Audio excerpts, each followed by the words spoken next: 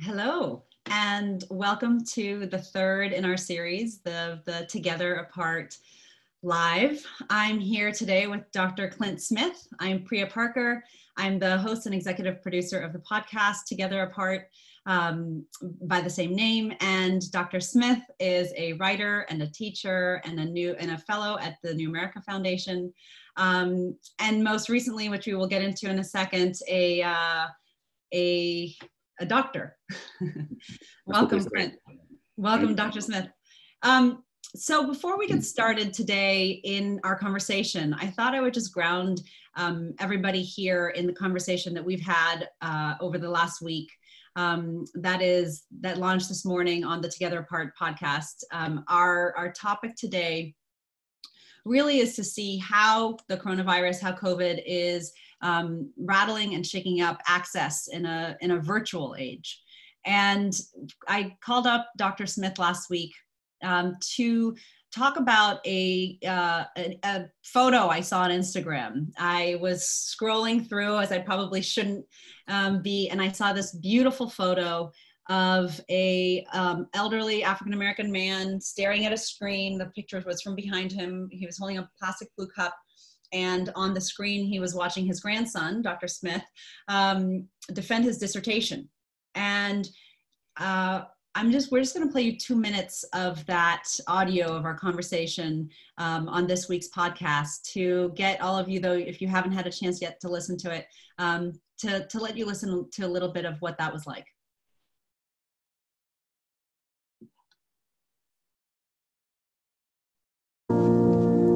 After they came in and said, "You are now officially Dr. Smith," everyone clapped and my parents cried. My grandfather was there, my grandmother was there, and my cousins and my, friends. And it was a really special thing. And then everybody kind of stayed for another hour and a half. And it just one by one, everybody went around and just said how proud they were of me. And I feel so lucky. And I have it recorded. Harvard recorded the entire thing. And so I'm so fortunate to have this sort of time capsule that I can always go back to. I'm so proud of you. Congratulations, Clint. Wonderful. In years past, have other dissertation defenses been live streamed?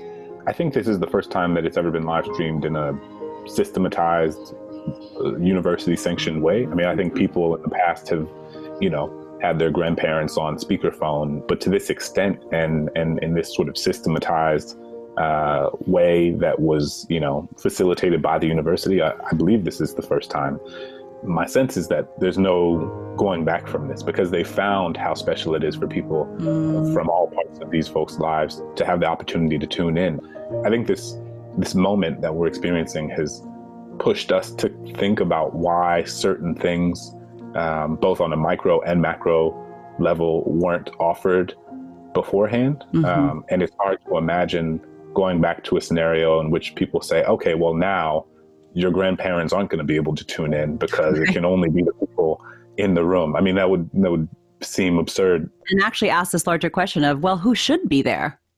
Absolutely. And I think, part of it is fracturing and breaking down the sort of antiquated notions of what university life and the sort of ceremony of university is supposed to be like, and who should and should not have access to it, which speaks to a broader point that you were making about who and who should not have access to the sort of larger set of knowledge that exists in academia. It pushes us to reconsider what access is and what access looks like, I think. For those of you just joining us, we are listening to this week's episode of Together Apart, which you can get anywhere you get podcasts. And I'm here now with Dr. Smith. Welcome. Thank you for joining us on your lunch break. And I would love to just kind of back up first and paint a scene for us. First of all, what is a dissertation defense? Yeah, so a dissertation defense, at the end of your doctoral studies, you are tasked, one, with writing a dissertation, which is sort of a research project that in which you focus on a very narrow and specific topic, and it is meant to demonstrate the training that you've received over the past several years prior to that, and then in and of itself be its own type of training to demonstrate that you are capable of being a rigorous, thoughtful researcher. And so your dissertation defense is the culmination of your dissertation work. And so, you've worked, I was in grad school for 6 years.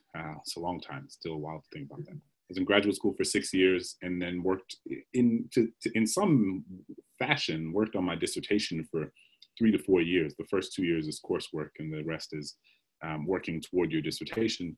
And your defense itself it's kind of like 50% victory lap and 50% just don't make a fool of yourself, right? Because in a U.S. context and at most universities, it's mostly a sort of formality. I've never heard of or seen anyone go into a dissertation defense and then have the committee members say, actually, no, this isn't any good, you need to go back. In the UK, there's a different version of it, and I think they do have some semblance of that. But all of the gatherings are like ours, just slightly meaner. Right, exactly. And so at that point, by that point, usually your committee won't let you get to the defense without having like read your dissertation before, giving you comments, giving you revisions. And so my committee had read it on several occasions before that. I'd gone through revisions, and then this was the sort of moment where I meant to show my committee that I can present my research, and then the sort of wider university community typically, but obviously in this case it ended up being much broader than the university community. So typically, if we think about this as a gathering pre-corona, and I define a gathering as anytime 3 or more people come together for a purpose, where would it have been? Where would you have been placed, and who else would have been there? So we would have been in a room, a seminar room at Harvard, and there would have been my 3 committee members. And then there would have been it is a university-wide event, so people are invited. If you are a member of the Harvard community, you are invited to come. But for the most part, interesting. I didn't know that. Yeah, so technically it could be packed with students, faculty. Technically, but this is also undergrads have finals and like graduate. I mean, usually it is your few committee members, your friends, your community, and that's kind of it, So I've been to dissertation defenses where there were 10 people in the room. I've been to dissertations where there were 40 people in a room. But what this did, obviously, was expand the potential for who might be able to be a part of this moment in ways that I didn't fully appreciate until after it happened, or maybe as it was happening.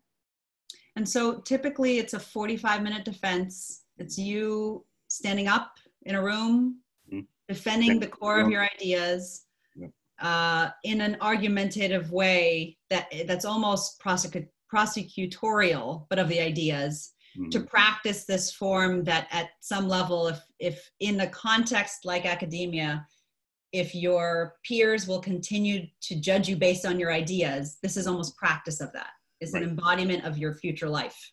Yeah, I mean, presenting your research, being able to talk thoughtfully and eloquently about your research is ideally a skill set that researchers will have, because a big part of your job is presenting at conferences.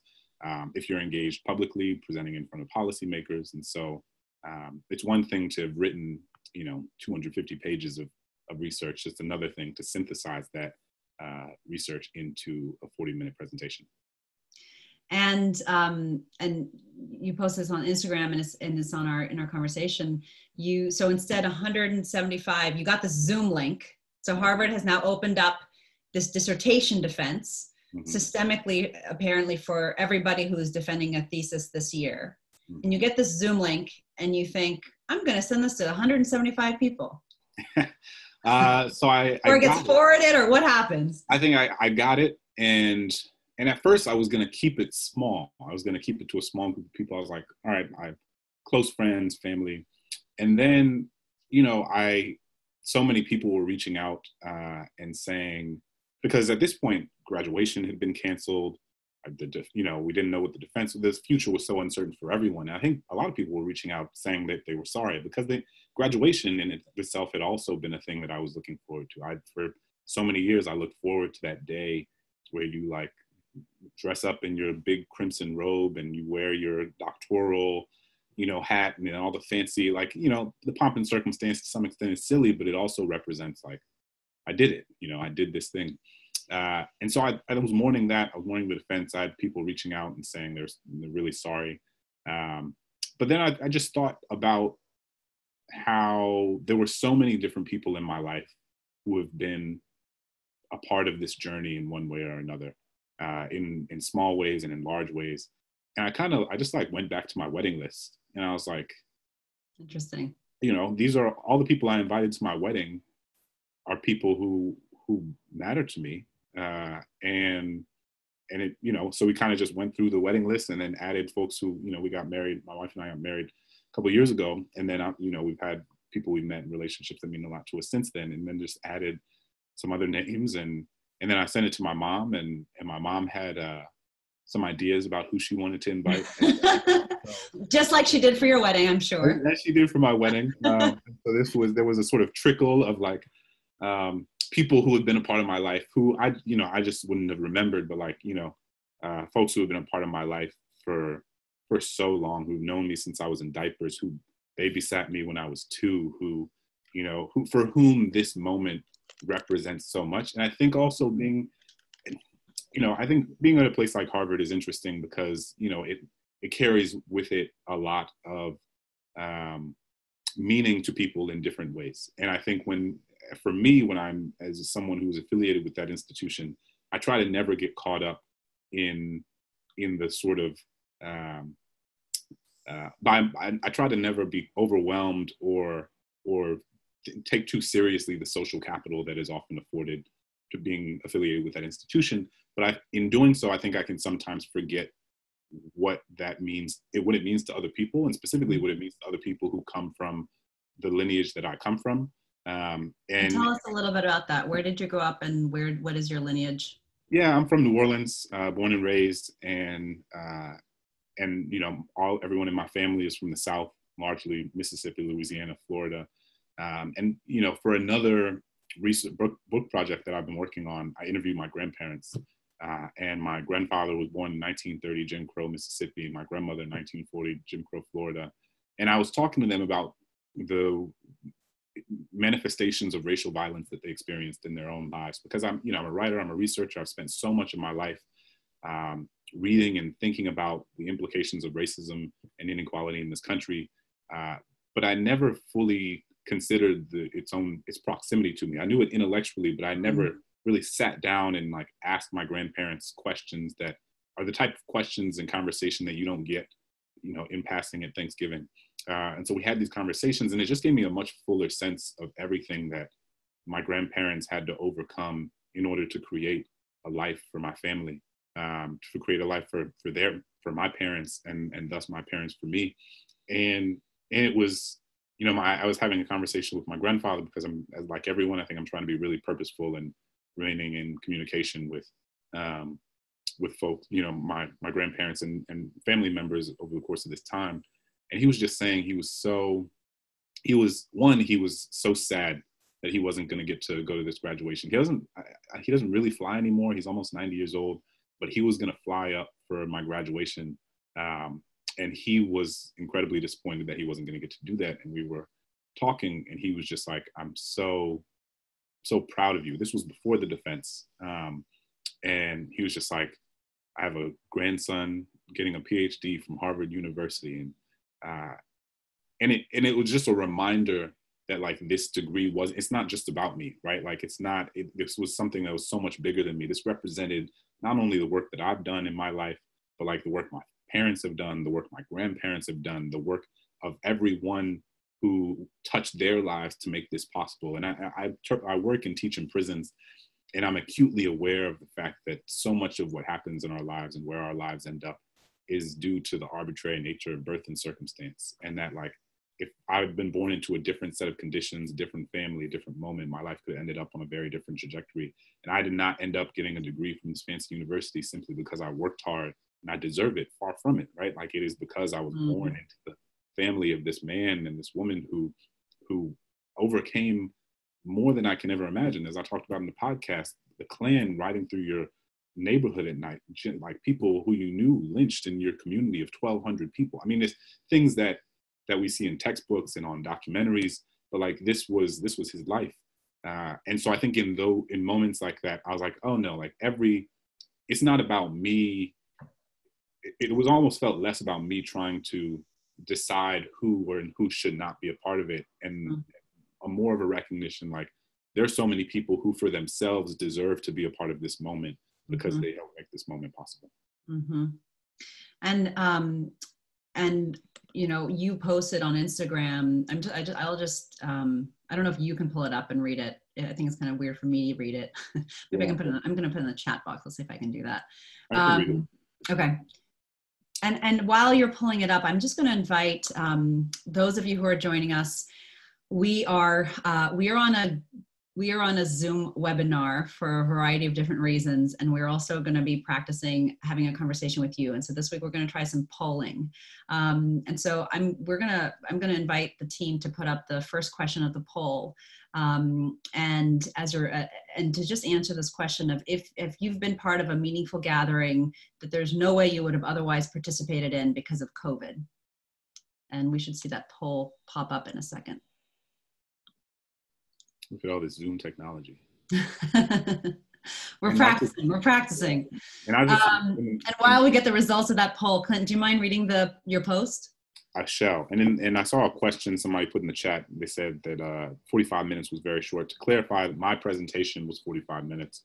And then there's another 45 minutes of questions from my committee and audience. So the entire thing formally was about an hour and a half. Okay. And actually, one more thing. In a bit, we will be going to questions from the audience. And so if and as we're talking, and if you have, we'd love to hear from you. We want to be in conversation with you.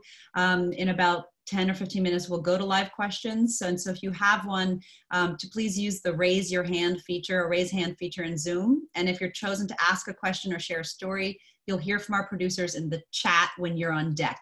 Once you're on air, give us your name and where you're calling from, and we'll try to get to as many people as possible. So please, Clint. Yeah, and I'll show the photo if people can. So this is my grandfather watching the defense. A photo from my dissertation defense that I keep revisiting is this one of my grandfather watching back home in New Orleans. Born in Monticello, Mississippi in 1930, almost 90 years old. Grew up in a town where people were lynched, where the Klan rode by his family's house at night and told Black folks in the neighborhood to stay away from certain parts of town. Through it all, he managed to get his PhD from Howard University in 1965. Only recently, as I've interviewed him for another project, have I gotten a sense of all that he overcame in order to make a new life possible for our family. The same is true for my grandmother. I felt so lucky to have them there with me, to be able to celebrate this moment that they made possible. My maternal grandmother and paternal grandfather have passed, but I felt them there with me too. None of this would have been possible without them. I saw your photo and the image was so remarkable to me. And I have been part of other gatherings over the past. So 76% of you have participated in a meaningful family or friend gathering virtually that there's no way you would have joined pre-COVID. That's a remarkably high number. And maybe the other 24% of you will be hosts of one after this conversation. But my stepfather is 80 years old. He turned 80 this Saturday, and we were planning on meeting together in person across, we're a joint family, a second marriage, complicated, multiple cities, multiple countries. Mm-hmm. And it was canceled. And we really thought, how do we continue to mark this in a way that is still meaningful? Mm. And so we at 10 a.m., we did grandkids baking ginger cookies. Mm. And he has grandchildren who actually, they haven't all met each other, right? So it's from 2 years old to 16 years old. And thinking, how do you create a meaningful time with Gumpy, as they call him, but in a way that doesn't dialogic, like it's not conversation. It doesn't have to be conversation. It's for kids, but it's still fun. And then at 4 p.m. we did a cocktail hour.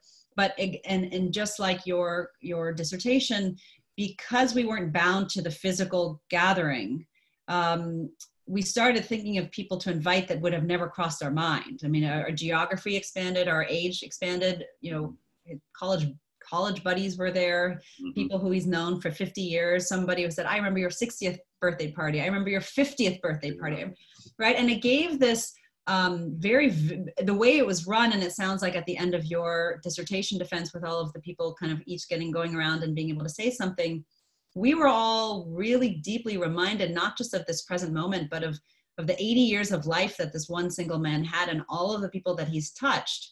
Yeah. And afterwards realized, and then that evening we had a progressive dinner with all of the families, because it's complicated to kind of have 5 people on different sides of a screen all trying to have one dinner party or dinner. And so we began, it's a tradition in that part of my family to just hold hands in silence to begin a meal.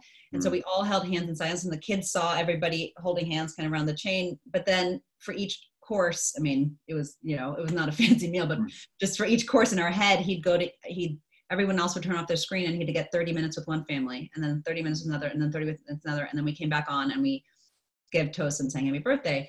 And it just, out of crisis, we saw kind of our own mental boundaries and geographic boundaries that we wouldn't have seen before this. And I want to shift our conversation a little bit to the end of our podcast, where we started saying, you know, what does this actually mean about access to institutions like Harvard? What does it actually mean, you know, to access to gatherings of all types of institutions? You know, the Supreme Court recently is meeting virtually for one of the first times in history, meeting apart, you know, meeting not in court and also virtually. And for the first time, opening the hearings to the public, right? And how does that actually change the nature of access? And is that a fulfillment of democracy, or is that a distortion of democracy, right? These are real serious debates around access. And I'd love to pick up at the end of where we left off in the podcast, which is how are you thinking about what this means? What moments like this, when you're actually opening up a previously closed ritual to the community, right? Maybe you had 1 or 2 family members come, but it was really a ritual for Harvard, right? Which is this sort of elite, exclusive, you know, epitome of higher education and all of its baggage. And through these kind of Zoom lines, these rituals are kind of getting, you know, are opening up to people who would never otherwise be there. How is that helping you think about what might happen after this moment in terms of institutions opening up other ways of what's happening at moments that matter? Yeah, it's a good question. I think, you know, institutions of higher ed, especially institutions like a Harvard, are in so many ways defined by their selectivity, defined by their restriction of access. And I think, you know, we have to interrogate to what end and to what purpose. Like, what is the purpose of these institutions? It is because that, you know, on one end, Harvard says, like, we are creating the leaders who are going to change the world and like shape public discourse, and that our professors and our students are contributing to making the world a better place through the humanities, through science, through technology, through entertainment. And then on the other end, you have so many things that are there, and I don't want to mischaracterize it. There are a lot of things there that are open to the public, the wider sort of Cambridge public, and I guess anyone who's there. But I guess this moment just has me thinking about, like, why does even one's geographic limitations and geographic proximity to a place like this have to limit one's ability to engage in it? Like, why can't every single panel that is held there, every conversation that is held there, be live streamed for the wider public, you know? And to at what point does, and some of them are, but I think, you know, yeah, it shows that it's possible for this to be standard rather than the exception. Completely. And it's almost like, what becomes our default assumption? Could default be open, and you have to defend the close, right? Could, and institutions, you know, like Harvard or MIT or Stanford or these kind of elite places where you have to apply to get in. I mean, every college you have to do that, but apply to get in, it's very rigorous. It's a very low acceptance rate. They've also been the pioneers in things like open classroom, openware classroom, or, you know, Coursera. There are, you know, open university platforms. There have been for many years innovations to help people access the actual knowledge, right? Meaning, you know, Michael Sandel live streamed on PBS or through these various elements. And it's still at some level it's like a slice. It's a sliced mentality. It's not saying, could this whole thing, could the interstitial gatherings kind of be for everyone? And we actually have to radically defend the parts that are just for us. And I actually think, you know, part of my work, and perhaps some of the more controversial part of my work, is I rigorously defend thoughtful exclusion, right? So communities, if you invite everybody, at some level, you're not inviting nobody, right? Like, meaning and identity and formation is created through line drawing. And so if every institution opens their doors to everything, one, I think you'll be completely overwhelmed. But beyond that, practically, you know, identity formation and groups are created by who is in and who is out. And I think we have come a long way in terms of sophisticated thinking, in terms of inclusion and diversity and race and gender and all of that. But I think we've actually thrown thoughtful exclusion out the window, and we need to kind of bring it back anthropologically to say, like, what do you earn at what phase, and what should be bestowed to literally to create belonging. Yeah. How have you seen, you know, in terms of institutions like the Supreme Court or the Metropolitan Opera, you know, I've seen this pattern also in other places. The City Hall is now doing virtual weddings. What do you think what do you think this time might lead to, even after people don't have to stream things virtually in a post-corona world? If you were to advise these institutions, what would you ask them to think about?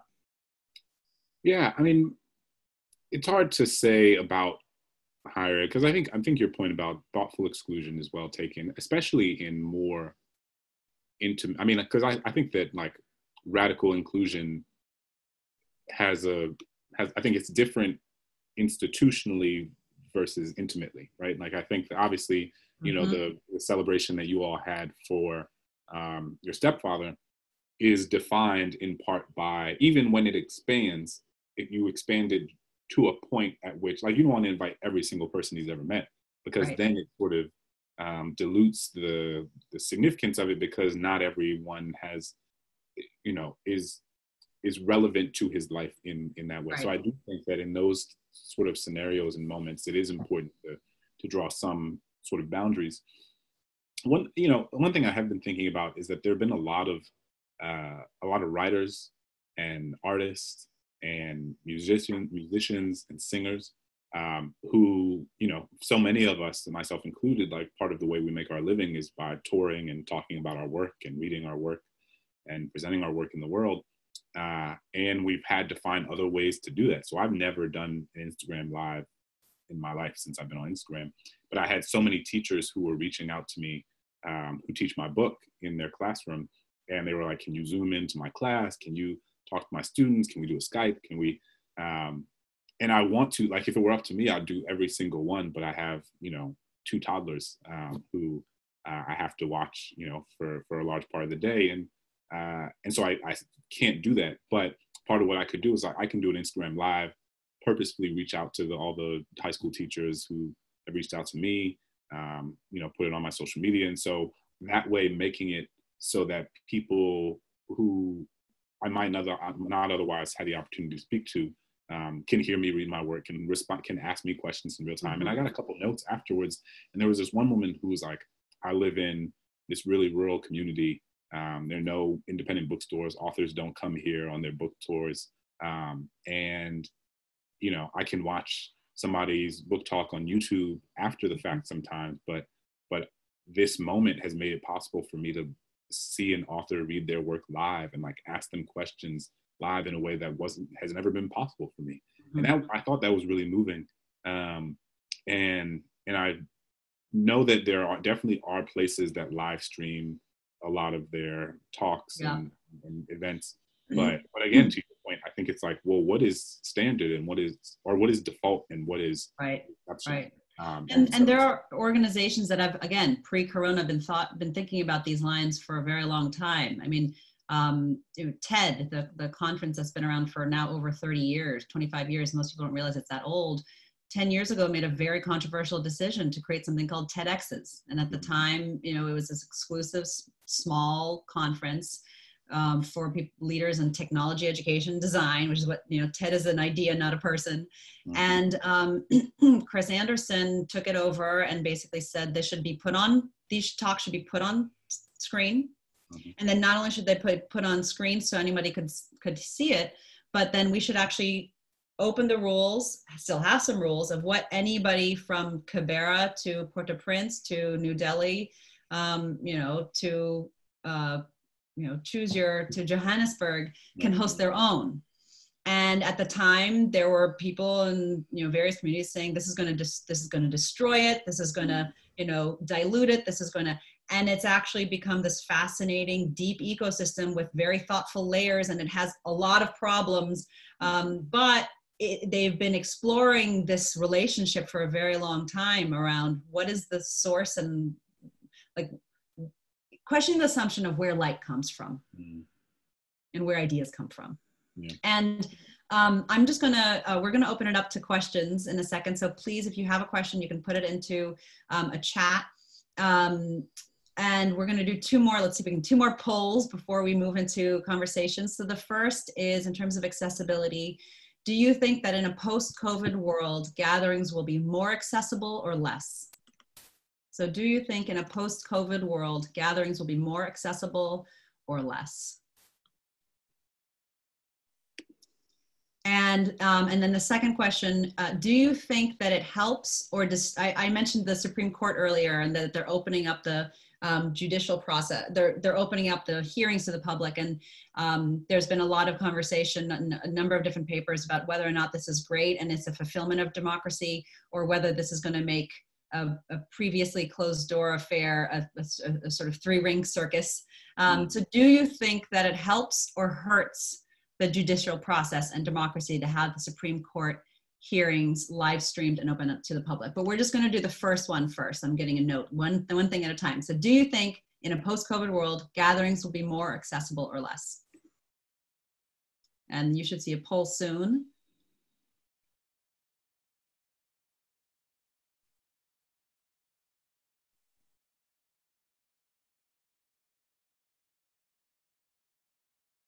And we're not seeing the poll. So I will let's go to the first question, and we can open the phone lines. Oh, interesting, we got it. Oh, there we go. So 70% think it's more accessible, 30% think it's less accessible. We're gonna open the phone lines if you have a question for me or for Dr. Smith, or if you have a comment or an example, really focusing on this theme of accessibility now and in the future. We'd love to hear your thoughts. Hi there, it's Sarah Enline, an entrepreneur in Brooklyn. I really appreciate this conversation, Clint and Priya. And as a public school Harvard scholarship student, I really relate to your story, Clint. My question is around really the high school grads. I have a godson who is meant to be his commencement speaker. And so I'm wondering from both of you, how can we make it special for not only the college grads, but the high school grads this year? Yeah, it's hard. I mean, I can speak to my own experience. So I was born and raised in New Orleans, and Hurricane Katrina was my senior year of high school. And so I finished high school at a school in Houston, and felt very lucky to be able to do that. even though, you know, we lost our home like so many people and weren't able to return back there. But I was mourning the fact that I wasn't going to be able to graduate high school alongside with my closest friends, the people who I'd known over the past, you know, 4 years, really the past 13 years of K through 12 education. And, you know, I mean, technology was very different in, what was that, 2006 than it is now. So I think the possibilities of kind of all the things that we've discussed and alluded to really create a new set of opportunities for bringing folks together.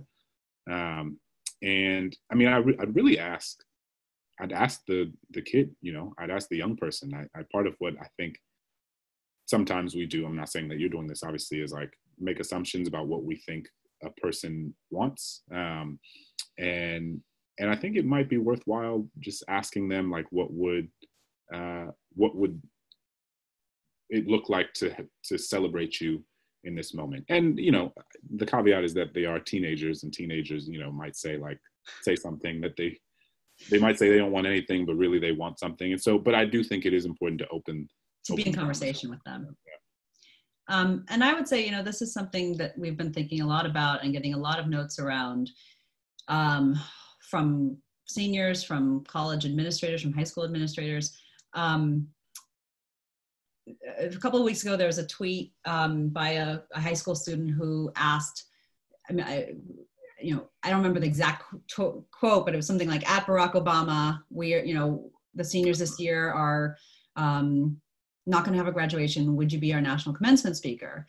And that, you know, I think it got 235,000 likes. You know, it went totally viral. And I think, actually, it was actually on the first Together Apart conversation with Jodi Cantor. She told me about this tweet.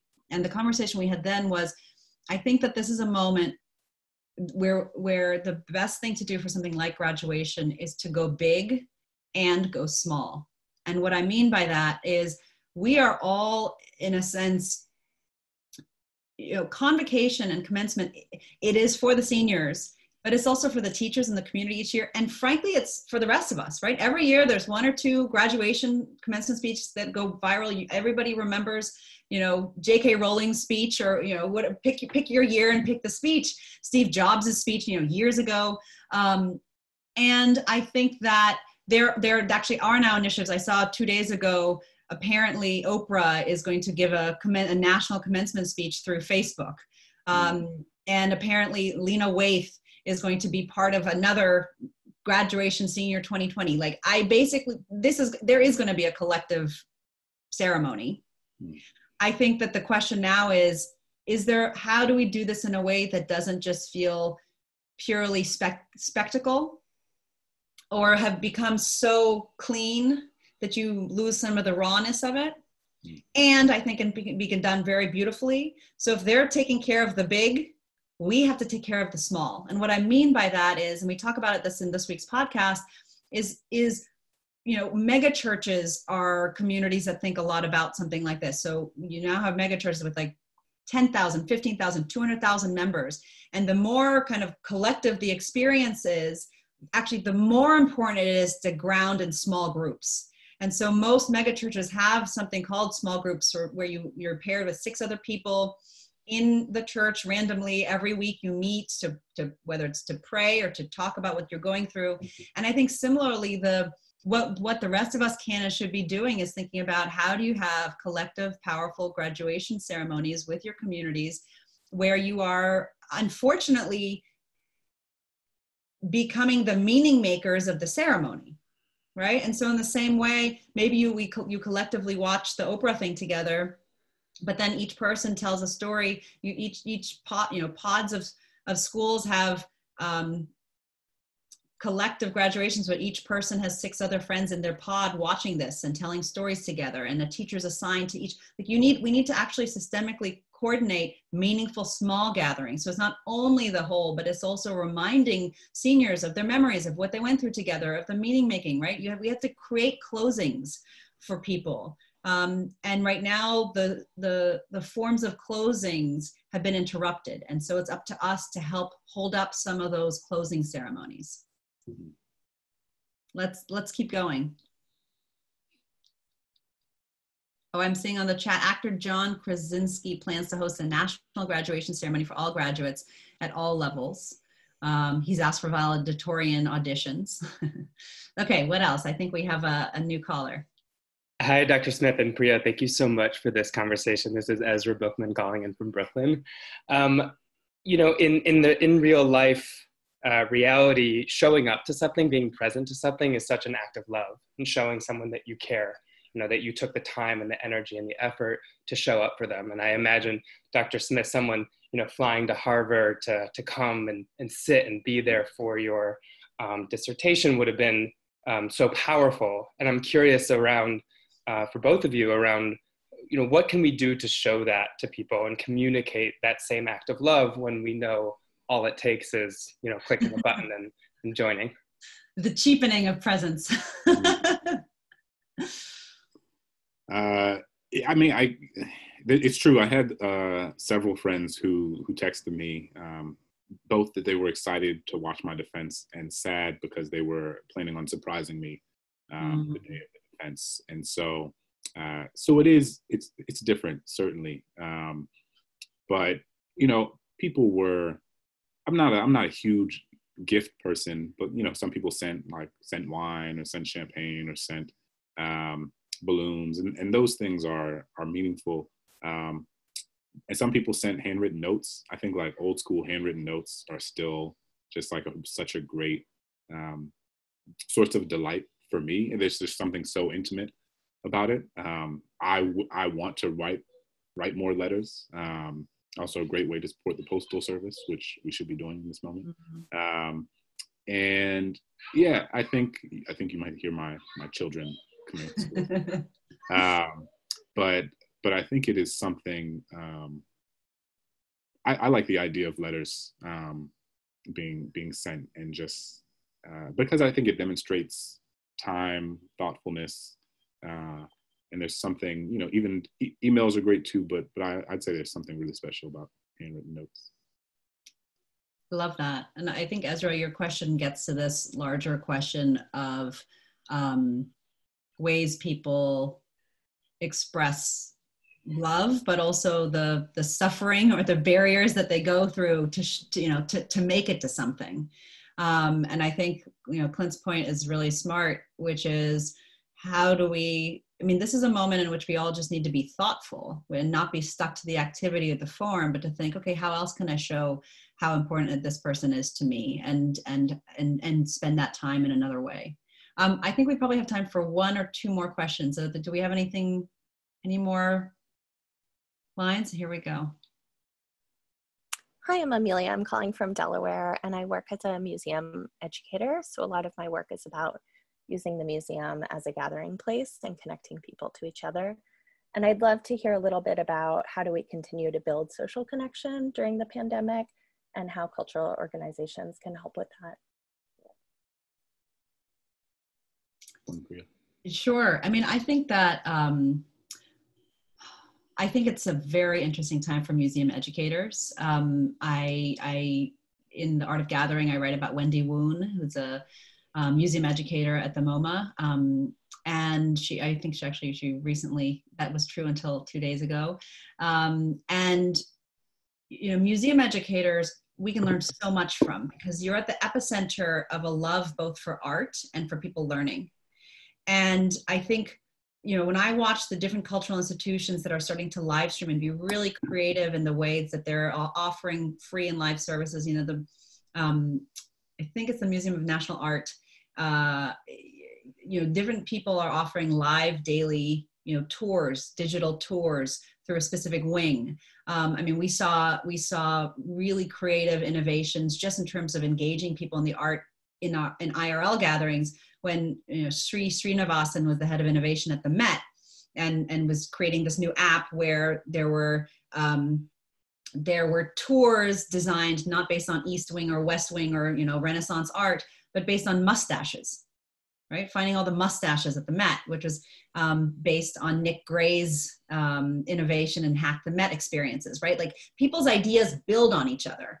And I think museum educators are actually like deep sources of wisdom. I mean, looking at like Nina, I think her name is Nina Simon, PDF on the participatory museum. I mean, this is a moment where you have more eyeballs ever than before to think, not only do I see, not only like version 1 of cultural institutions is look at our art, right?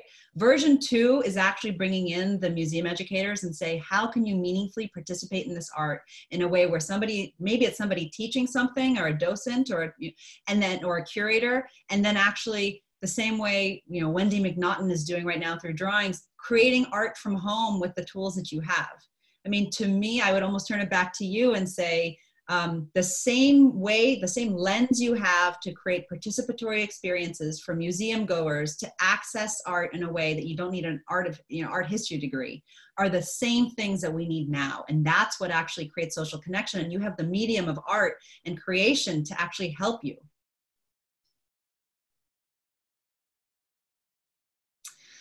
Okay, I'm going to look at my team. Do we have time for one more, or should we wrap up? If I see a caller come in, we'll take one. If not, we will close. Okay, we have one final question.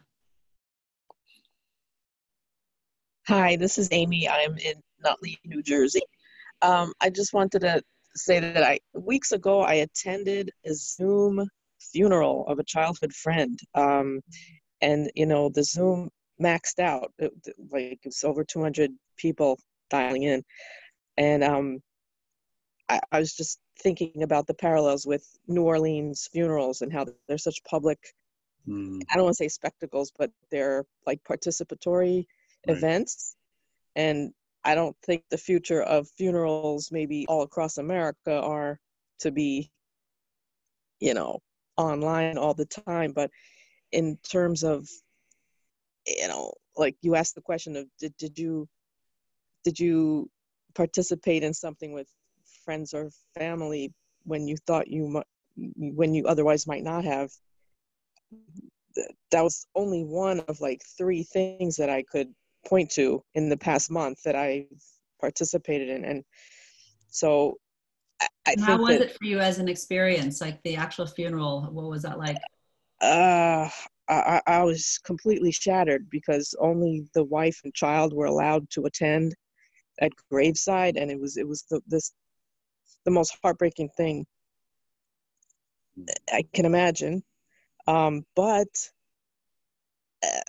maybe someday that family will look back and say, look at all the support we got in our time of great need and tragedy. So I don't know. You asked that the poll question, will this, you know, what's the COVID world going to be like? I mean, there's so much fear and there's going to be so much exclusion because of the virus, and yet there are events like this. So I'm just, again, thinking about the New Orleans example. Maybe Clint could weigh in on what he thinks about that. Yeah, no, it's I think you're absolutely right. In New Orleans, it is, you know, as it is in many cultures, it is as much, if not more, a celebration of that person's life than a sort of mourning, singularly a mourning of their passing. Yeah, I mean, it's hard to know what so much of the world is going to look like after this, honestly.